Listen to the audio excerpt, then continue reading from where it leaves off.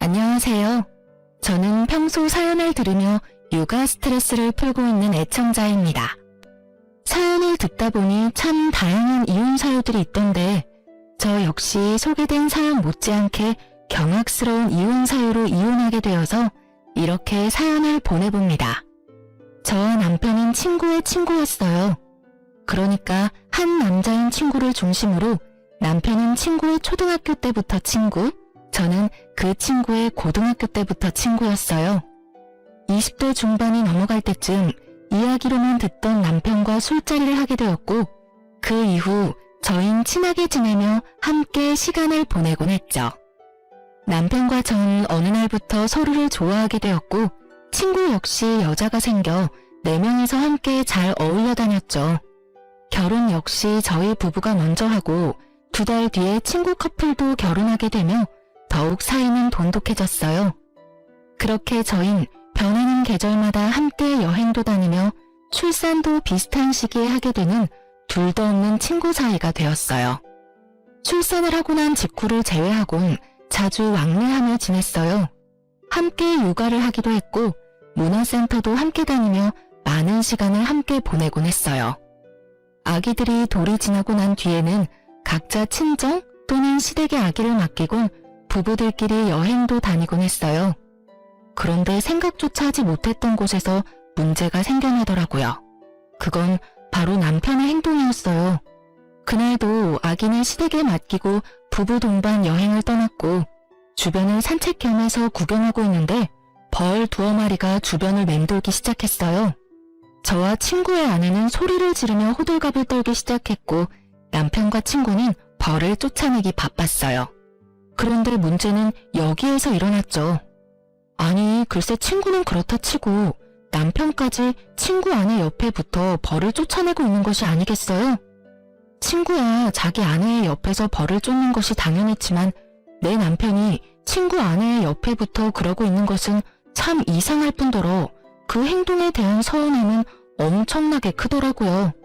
제가 서운함의 남편을 보고 있으니 남편이 이렇게 변명을 하더군요. 아니, 그게 아니라 이쪽에 벌이 더 많아서 쫓다 보니 이렇게 됐네. 당신 괜찮아? 쏘이진 않았어? 이제 와서 걱정한다고? 그쪽에서 그렇게나 열심히 쫓아내놓고? 에이, 미안해. 내 맘 알지? 벌이 있는 쪽은 제 쪽이었는데도 불구하고 남편은 친구 아내가 있는 쪽에 벌이 많았다며 변명하더군요. 빠른 사과를 하는 남편을 보며 애써 서운한 마음을 억눌렀지만 알게 모르게 친구 아내를 챙기는 모습에 그 서운함은 점점 쌓여갔어요. 그렇게 숙소에 도착했고 저의 서운함은 그만 폭발하고야 말았습니다. 숙소에 도착한 저희는 역할 분담을 하기로 했고 남자들은 짐을 옮기고 여자들은 고기와 새우를 구우며 간단한 식사 준비를 하기로 했죠. 친구 아내와 저는 고기와 새우를 굽기 시작했고 갑자기 새우 껍질 파편 같은 것이 딱 소리를 내며 제 얼굴에 튀어버렸어요. 전 너무 놀라고 아파 악소리를 냈고 친구 아내는 다치진 않았지만 소리에 놀라 악 하고 소리를 지르더군요. 저희의 소리를 들은 남편이 달려와 상황을 대충 살폈고 사왔던 얼음을 봉지에 넣은 후 수건으로 감싸더군요. 전 당연히 저를 위한 것이라 생각했고 손을 내밀었어요. 하지만 그 얼음은 제가 아닌 친구 아내의 얼굴로 향했고 전 그 순간이 너무 당혹스럽더라고요. 하지만 저보다 더 당황한 친구의 아내가 멋쩍은 듯 자신은 다치지 않았고 제가 다쳤다며 얼음을 저에게 내밀었고 전 순간 기분이 팍 상하며 서운함이 폭발해버렸죠. 자기 눈에는 다친 내가 안 보여? 누가 봐도 다친 쪽은 나잖아. 진짜 미안. 순간적으로 너무 놀라서 그랬어. 그것도 변명이라고 해? 순간적으로 놀란 상황이었다면 더더욱 그 얼음은 내 얼굴로 왔어야지. 지의 얼굴이 아니라. 그게 진짜 미안. 순간 보이는 게 지혜씨 놀란 얼굴이라서 손이 먼저 나갔나 봐.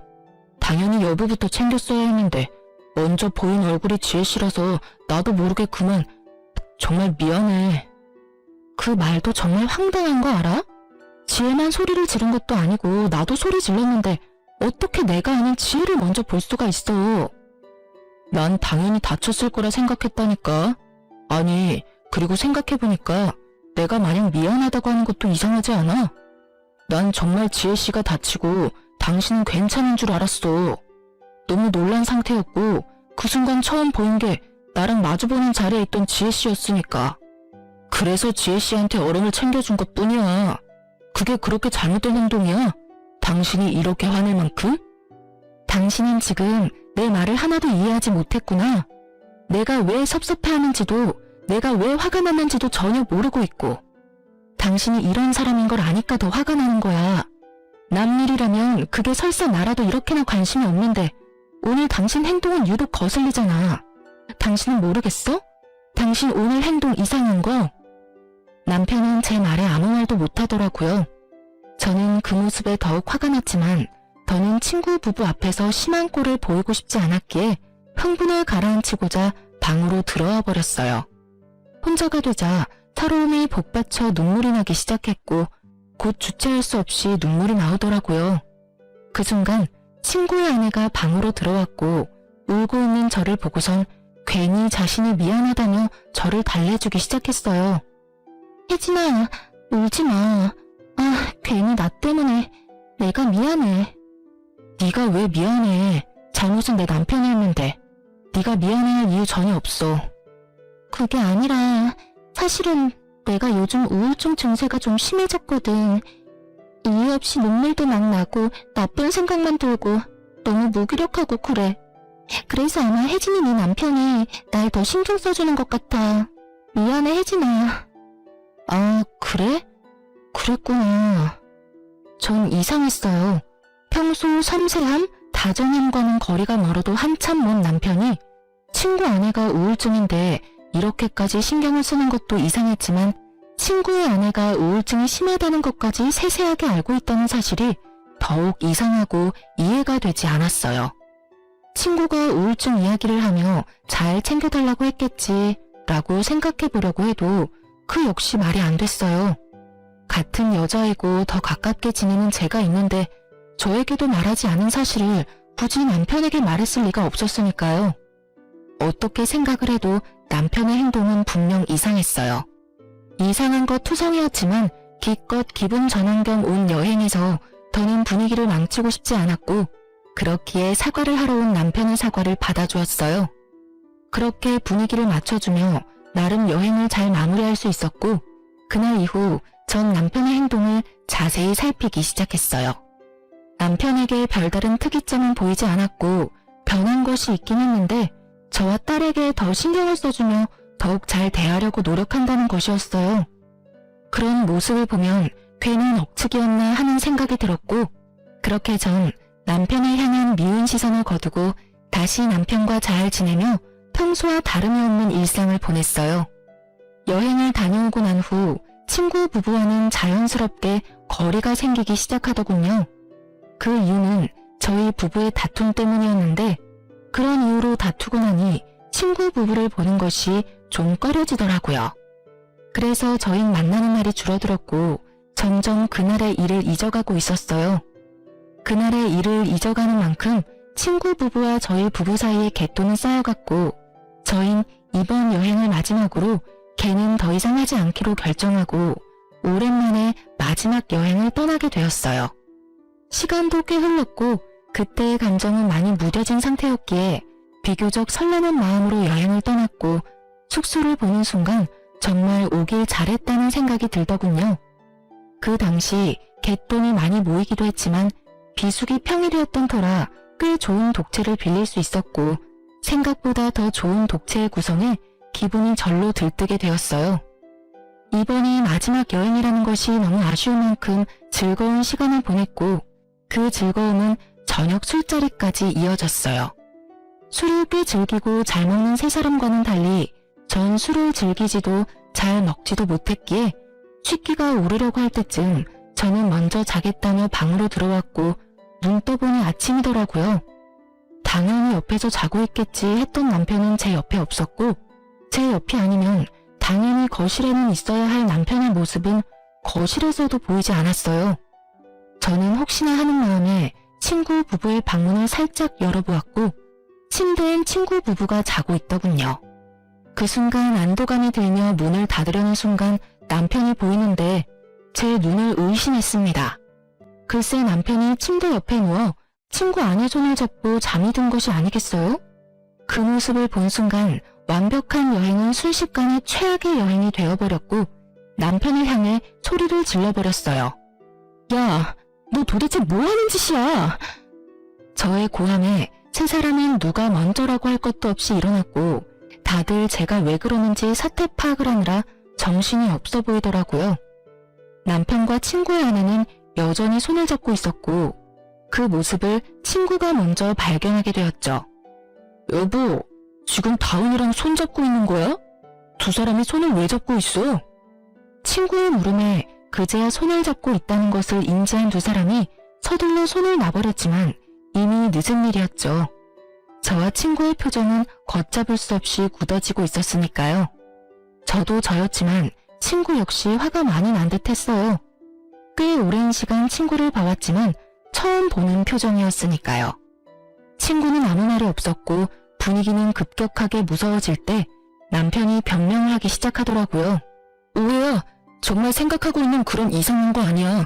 내 말 좀 들어봐. 어제 우리 전부 다 과음해서 다 취했었잖아. 나도 취해서 당연히 당신 손인 줄 알고 잡고 잠들었어. 난 정말 당신 손인 줄 알았다고. 어떻게 보면 참 그럴싸한 변명이었지만 어떻게 들으면 성의가 조금 더 없는 변명이었죠.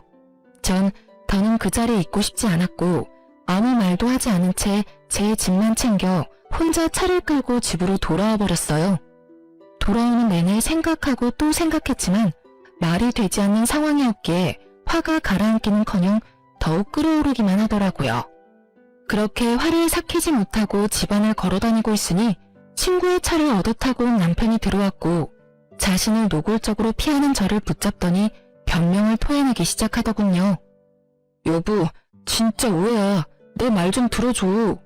우리 어제 마지막 여행이기도 했고 여행 내내 즐거워서 내가 좀 들떴었나 봐. 그래서 그런지 술이 취하는 줄도 모르고 마셔댔어. 그러다 취해서 방을 잘못 찾아갔었나 봐. 이 모든 게 과음한 상태에서 방이 헷갈리는 바람에 일어난 해프닝일 뿐이야. 그러니까 그 오해 좀 풀어주면 안 될까? 나 정말 당신이 생각하는 그런 거 아니야. 그게 말이 돼? 그렇다고 방을 헷갈려?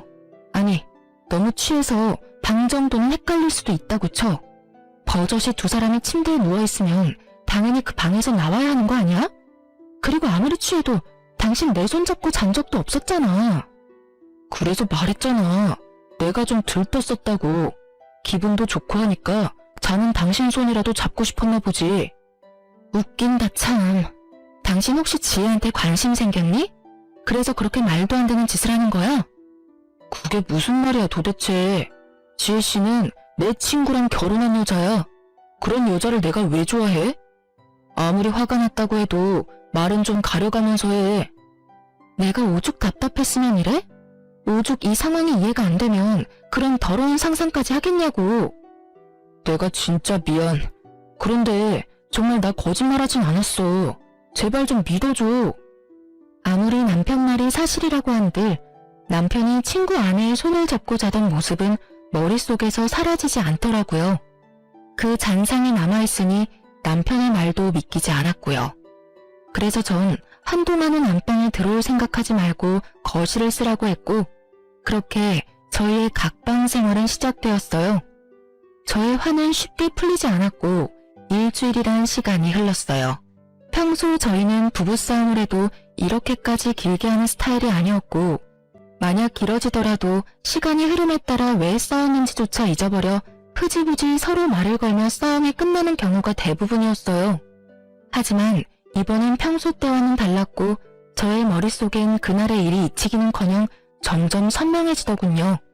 남편은 그저 해프닝이라고 했지만 전 이미 남편의 태도 때문에 서운한 일도 있었으니 이번 일이 그저 해프닝이라며 넘길 수가 더욱 없더라고요. 그날도 말 한마디 섞지 않는 남편은 출근을 하고 전 집에서 딸과 함께 시간을 보내고 있었어요. 그런데 친구에게 전화가 오더군요. 그날 이후 처음으로 저에게 전화를 건 친구는 심각한 목소리로 잠시 나올 순 없겠냐고 묻더라고요. 회사에 있을 시간인데 보자고 하는 것을 보니 보통 심각한 일이 아니라는 것을 금세 알아차릴 수 있었고 전 아무것도 묻지 않고 알겠다고 했어요. 서둘러 준비를 마친 전 딸을 집에서 가까운 시댁에 맡기고 친구를 만나러 갔어요. 약속 장소에서 마주한 친구의 얼굴은 일주일 전과 비교도 되지 않을 정도로 엉망이더라고요. 그 얼굴을 보는데 괜히 잘못도 없는 제가 다 미안한 마음이 들더군요. 전 괜히 친구의 눈치를 살피게 되었고 친구는 그런 저를 보더니 2장의 서류를 내밀었어요. 전 친구가 내민 서류를 살펴봤고 그 서류엔 숫자들이 가득했는데 그 숫자들이 가리키는 진실은 경악스러웠습니다. 네 이름이랑 아들 이름은 그렇다 치지만 여기 왜 내 남편 이름이 있어? 이게 전부 무슨 뜻이야? 이게 뭐냐고. 이게 유전자 검사 결과지인데 여기 보면 내 아들, 아니 시우랑 나하고는 친자관계 일치율이 낮지? 그런데 네 남편 다운이는 99%가 넘어. 이 말이 뭐냐면 시우는 내 아들이 아니라는 말이야. 뭐? 그럼 시우가 내 남편 자식이라는 그 말이야? 저의 물음에 친구는 고개를 끄덕였고 전 상상치도 못한 진실에 정신을 못 차리고 멍하니 있었죠. 퍼센트로 듣고 나니 정신이 더욱 아득해졌고 전 친구에게 현실이 맞는 것인지 재차 물어보기까지 했어요. 저의 물음에 친구는 현실이 틀림없음을 일깨워 주더군요. 이게 도대체 뭐야? 전부 사실인 거야?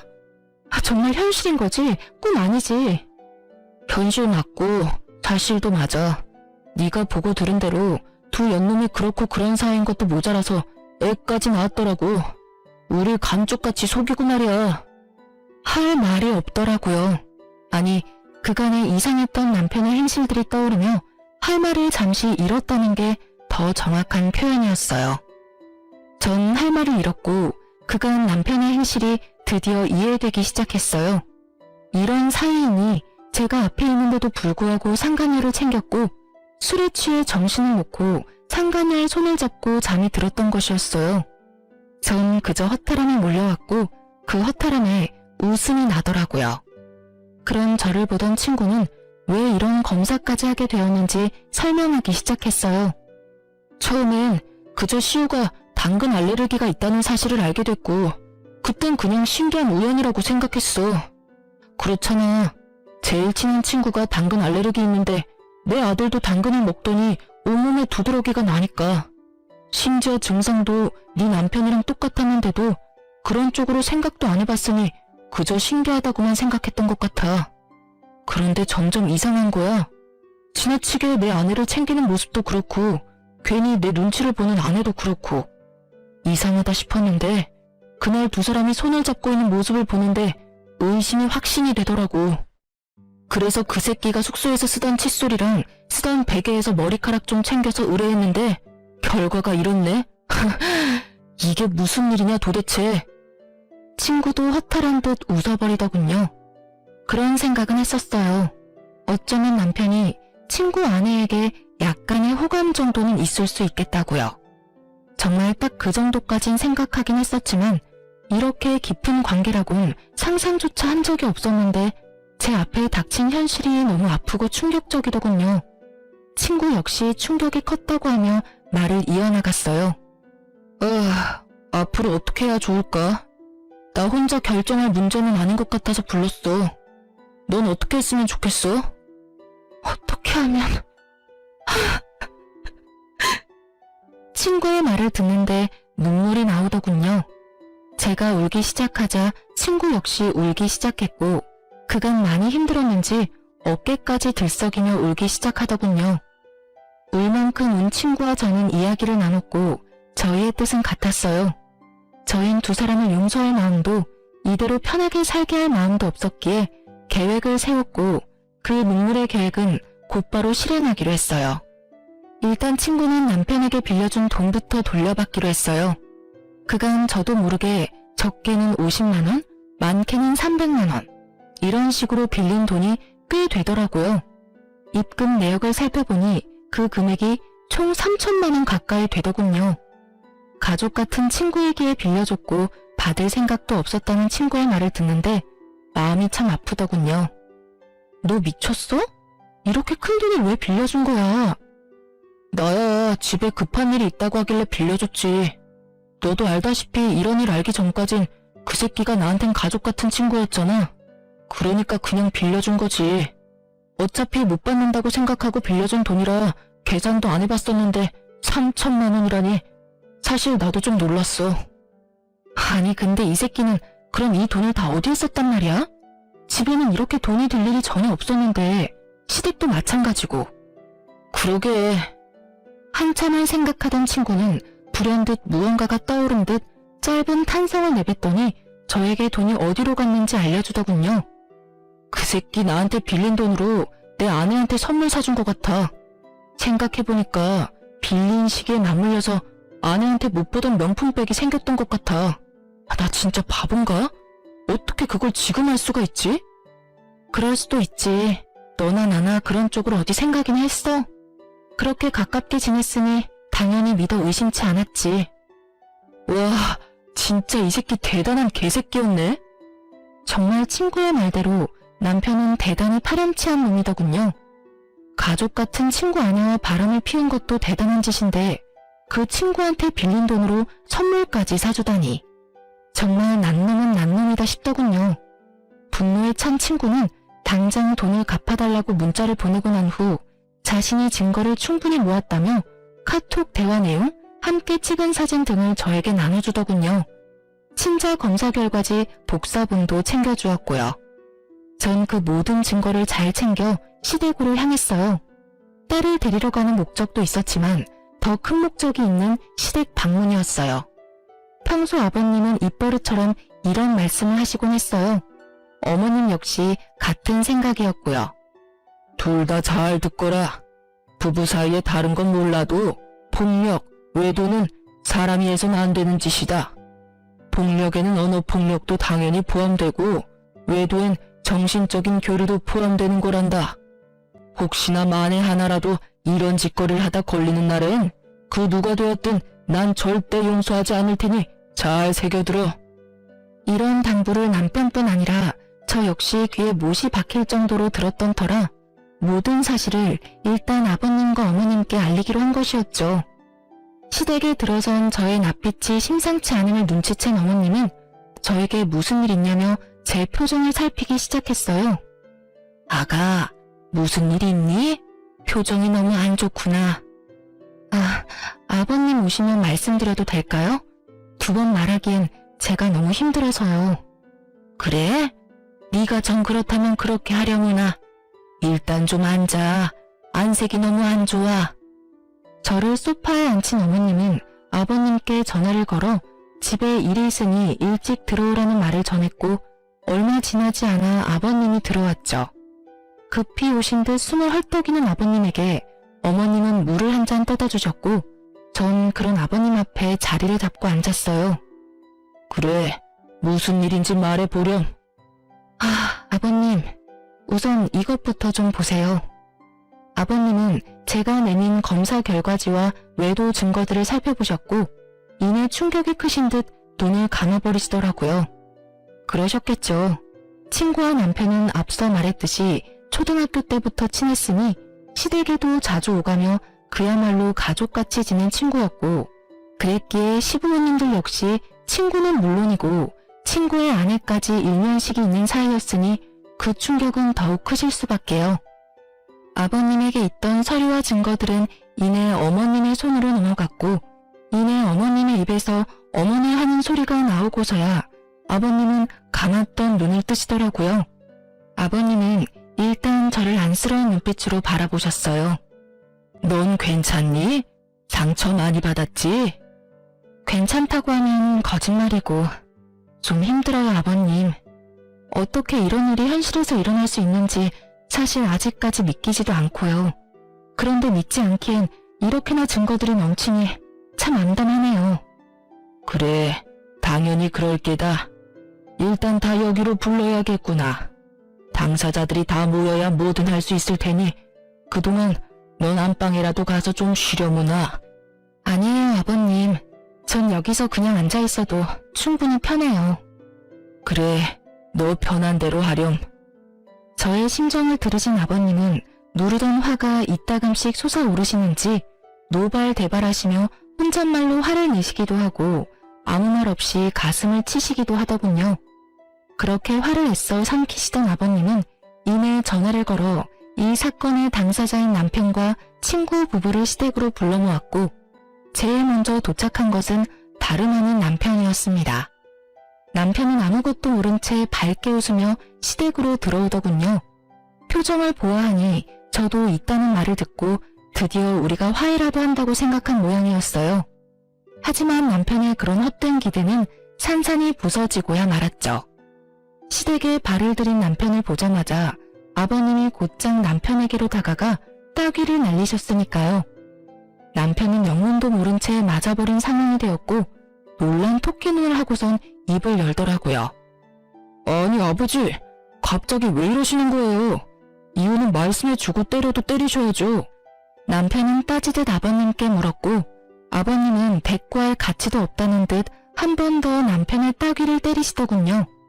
상황이 이렇게 되자 남편은 드디어 상황이 범상치 않음을 깨달은 듯 입을 다물고 있었고 곧 시끄러워질 것을 예상하신 어머님은 품에서 곤히 자고 있는 손주를 안고서 방으로 들어가시더라고요.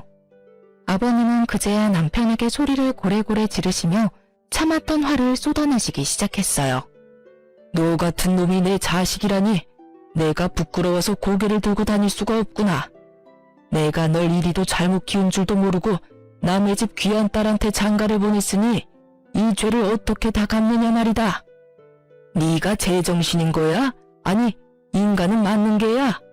어떻게 인간이라는 것이 절대 해선 안 되는 그딴 짓을 하고도 고개를 빳빳이 쳐들고 다닐 수 있단 말이냐? 너 하나 때문에 지금 몇 명이나 상처받고 인생이 망가졌는데 네가 웃어? 난 너 같은 자식은 필요 없다. 앞으론 자식 하나 없는 셈 치고 살 테니 너도 그런 줄 알아. 아직까지도 영문을 알 수 없는 남편은 분노가 극에 달한 아버님이 무섭긴 했는지 아버님에게서 한 발 물러서며 이렇게 말하더군요. 아버지, 갑자기 왜 이러시는지 이유라도 설명해 주세요. 저도 뭘 알고 혼나도 혼나고 맞아도 맞아야죠. 아직도 감도 못 잡은 꼴이라니. 이렇게까지 내가 화를 내는데 그 이유를 정녕 모르는 게야? 네가, 네 놈이 감히 내가 그렇게 당부했건만 감히 바람을 피워? 그것도 가장 친한 친구 아내를 상대로? 아버님의 말에 남편의 얼굴이 그야말로 사색이 되어가더군요. 그러면서 저를 한번 쓱 보더니 변명을 하기 시작했어요. 변명을 들어보니 고작 상간녀와 손잡고 잠이 든 사실로 화가 많이 난 제가 아버님에게 이른 것이라고 착각하는 듯 했지만요. 아버지, 그게 아니라 다 오해예요. 저희가 다 함께 어울려 여행 자주 다녔던 건 알고 계시죠? 무슨 말을 어떻게 들으셨는지 모르겠지만 그 일도 단순하게 술을 많이 먹고 일어난 실수 같은 일이었어요. 집사람한테도 충분히 설명을 했는데 집사람은 아직 화가 풀리지 않았고요. 하지만 집사람이 생각하는 것처럼 절대 바람을 피운 사실은 없어요. 정말이에요. 맹세할 수 있어요. 아버님이 모든 사실을 다 알고 있다는 사실을 전혀 모르는 남편 놈은 맹세라는 단어까지 써가며 자신의 억울함을 털어놓았고 그런 남편의 거짓말에 더욱 화가 난 아버님의 손이 다시 올라가는 순간 친구 부부가 배를 눌렀고 일단 상황은 잠시 멈추게 되었어요. 살얼음판 같은 분위기와도 같은 상황에서 등장한 두 사람의 반응은 그야말로 극과 극이더군요. 많은 것을 각오한 듯한 비장한 표정의 친구는 아버님께 간단한 목례를 한 뒤 저의 근처에 자리를 잡고 섰고 무거운 분위기에 살짝 겁을 먹은 듯한 상간녀는 자신의 남편을 따라 목례를 한 뒤 제 옆에 딱 붙어 앉더라고요. 전 그런 상간녀에게 살짝 떨어지며 말했어요. 내 옆자리 말고 넌 저기에 가서 앉아. 이렇게 말하며 제 남편의 옆자리를 가리켰고 무슨 일인지 전혀 알지 못하는 상간녀는 많이 의아해하면서도 심상치 않은 분위기에 제 말대로 남편의 옆으로 가더군요. 그리고 아버님의 말씀에 따라 불륜의 증거들이 거실 바닥에 흩날리며 긴 이야기가 시작되었어요. 너 방금 오해라고 그랬지? 이걸 보고도 그런 말이 나올 수 있는지 어디 보자. 아버님께서 나열한 증거들을 보던 두 사람은 동공이 흔들리기 시작했고 유전자 검사 결과지에서 한눈에 보기에도 알 만큼 심하게 동공이 흔들리더라고요. 그보다 더 확실한 외도 증거가 있음에도 불구하고 변명할 말이 있는지 남편과 상간녀의 입에서 변명할 말들이 쏟아져 나왔고 그 말들은 상황만 더욱 악화시킬 뿐이었어요. 그게 아니라요. 아버지, 저희가 처음부터 작정하고 그랬던 것이 아니라 어쩌다 보니 딱 하룻밤 실수였는데 아기가 덜컥 생겨버렸어요. 이미 생긴 아기를 없앨 수도 없는 노릇이었고 고민하면서 차일피일 미루다 보니 이미 늦었더라고요. 그래서 일이 이렇게 돼버렸어요. 네, 맞아요, 아버님. 처음부터 이러려는 건 아니었어요. 덜컥 임신을 해버렸고 어떤 것도 확신할 수 없는 상황이었어요.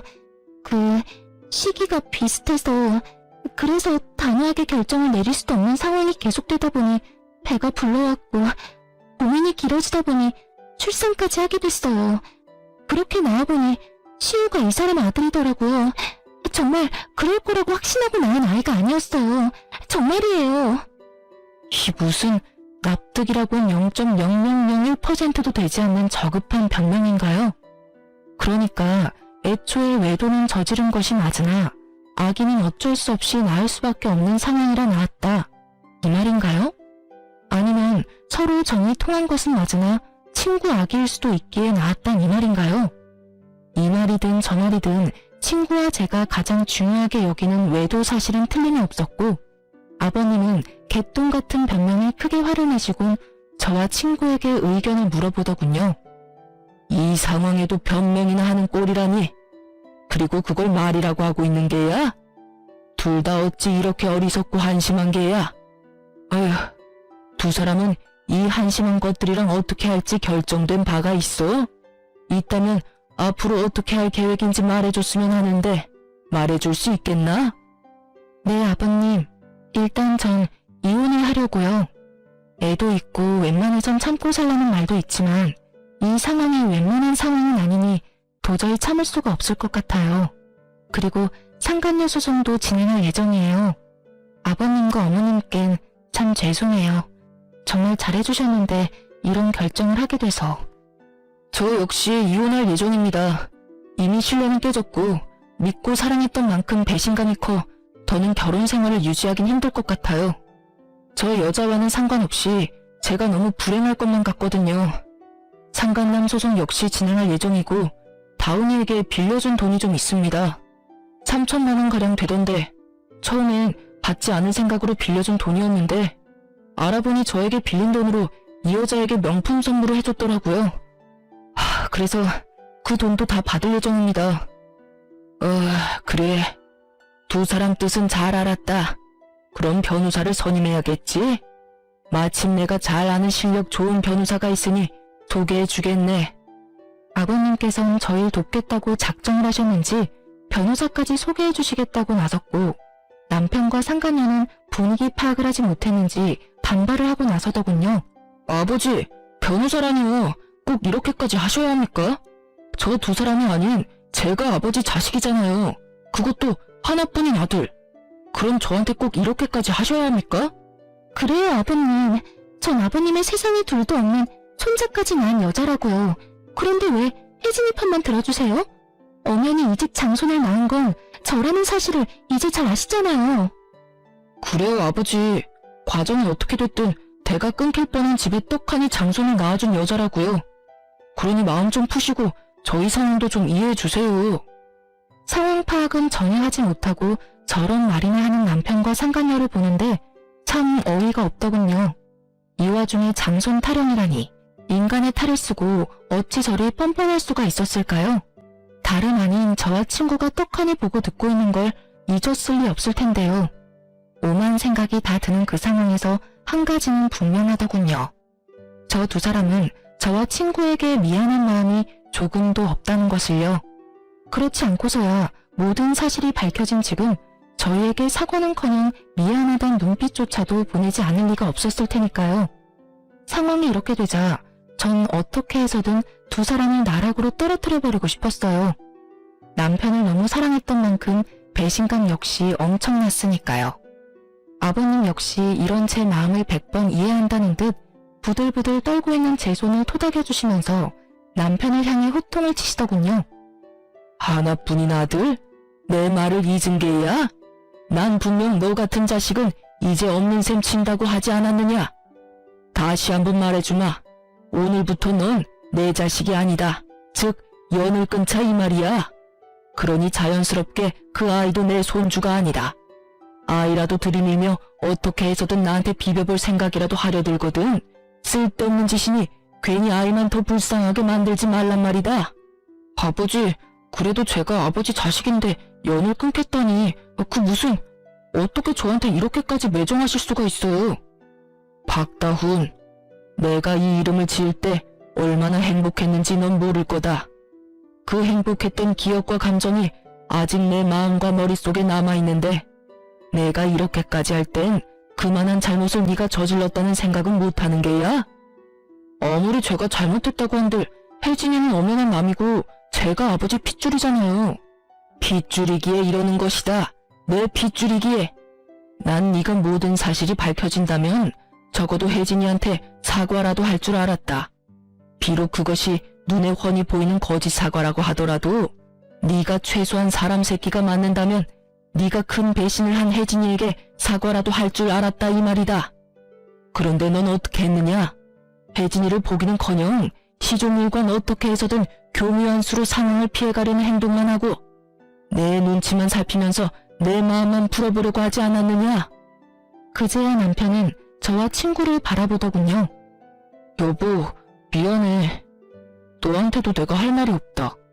그런데 정말 작정하고 두 사람을 속인 건 아니었어. 그것만은 믿어줘. 이때껏 아무 말도 없다가 기껏 한다는 말이 저 따위더라고요. 얼마나 어이가 없었으면 그 심각한 상황에 코웃음이 다 나더군요. 작정한 게 아니야? 정말 그랬다면 모든 사실을 알았을 때라도 두 사람이 만나지 말았어야지. 관계를 끊었어야지. 적어도 우리한테 그 정도 예의는 지켜줬어야지. 그 당연한 예의도 지키지 못했으면서 작정하고 속인 게 아니야? 넌 지금 그걸 사과라고 하며 그걸 변명이라고 짓거리는 거야? 할 말이 없으면 차라리 하지를 마. 그 편이 덜 비참해. 아니야. 정말 미안해. 진심이야. 진심이라는 남편의 말과는 달리 그 눈동자엔 어떠한 미안함도 담고 있지 않더군요. 그 눈빛을 보는데 절망감조차 느껴지지 않더군요. 친구 역시 저와 같은 마음인 듯 남편을 바라보는 눈빛에 기대라곤 찾아볼 수 없더라고요. 그런 남편의 눈빛과 저의 마음을 아버님 역시 알아채시고 말하셨죠. 그걸 진심을 담아서 한 사과라고 하는 것이냐? 난 너를 이렇게 파렴치한 놈으로 키운 적이 없는데 네가 이렇게 컸다면 그 역시 내 탓이라고 생각한다. 그렇기에 더욱 난 너를 자식으로 받아들일 수가 없는 게야. 난 내 하나뿐인 자식을 보지 않는 것으로 자식을 잘못 키운 벌을 받을 생각이다. 네 엄마도 내 뜻을 따르기로 했고 그러니 더는 설득할 생각 말고 이 집에서 나가거라. 그리고 두 번 다신 이 집에 발 도드리지 말거라. 그렇게 상황은 마무리되었고 한동안 제 마음은 편치 않았어요. 아버님이 평생 아들을 보지 않는 것으로 자신 역시 벌을 받는다는 말이 가슴에 깊게 남아 마음이 참 아프더라고요. 평소 아버님이 남편을 얼마나 아끼고 사랑했는지를 누구보다 잘 알았기에 더욱 그 아픔이 크게 다가왔던 것 같아요. 친구와 전 아버님께서 소개해주신 변호사분을 만나 충분한 상담을 한 후 이혼과 상간남, 상간녀 소송을 진행하기로 했어요. 그렇게 이혼이 진행되는 사이 아버님이 그간 가족으로 살 수 있어 여러모로 고맙고 행복했다며 살고 있는 집 명의를 아버님 명의에서 제 명의로 돌려주시더라고요. 이까짓 걸로 제 마음을 풀어보려는 것이 아니라며 그저 자신이 줄 수 있는 양육비이자 위자료라고요. 혼자 딸을 키워나가는 것이 제가 예상하는 것보다 훨씬 힘이 드는 일이라는 걸 저는 알고 있었고 그렇기에 전 그저 감사하다며 받았습니다. 소송이 시작되었고 생각보다 그 과정은 더 치열하고 더럽더라고요.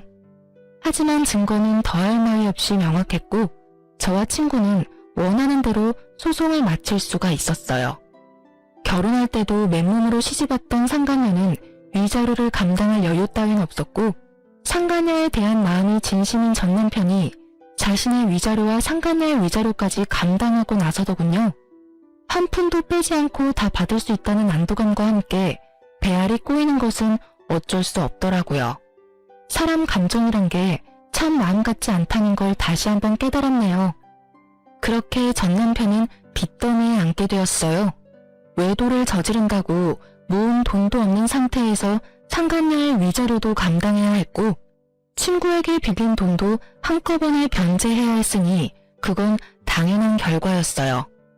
두 사람은 좁은 원룸에서 살림을 시작했다는 소식이 들려왔지만 그 눈물겨운 사랑도 찰나더군요.